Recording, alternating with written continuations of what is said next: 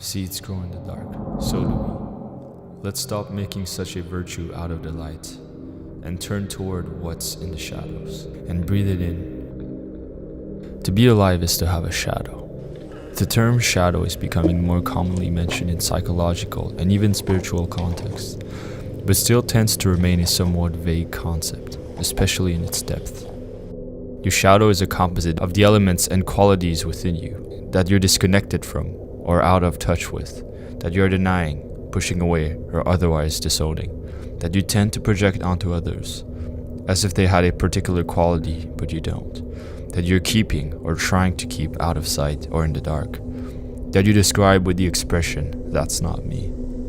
A person's shadow is not just some archetypal concept, but an everyday reality that dominates those who are unaware of it.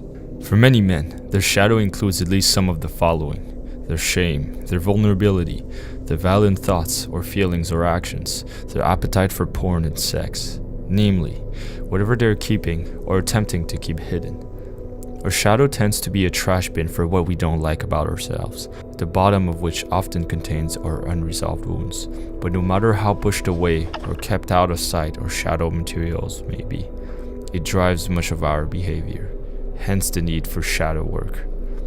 Not knowing our shadow keeps us partial, fragmented, stranded from wholeness, stuck in old patterns regardless of our achievements.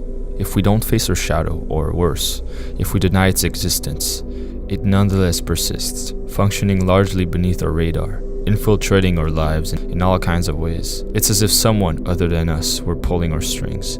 But that someone, that stranger, that alien other, is actually none other than ourself in disguise. If you want to live a deeper life, you simply cannot bypass your shadow, nor can you afford to only superficially approach it. Seeds grow in the dark, so do we.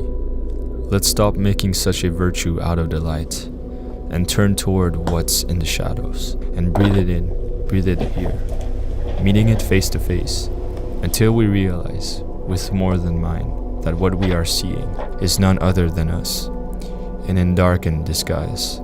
Seeds grow in the dark, so do we. Let's not be blinded by light. Let's unwrap the night, building a faith too deep to be spoken, a recognition too central to be broken, until even the darkest of days can light our way.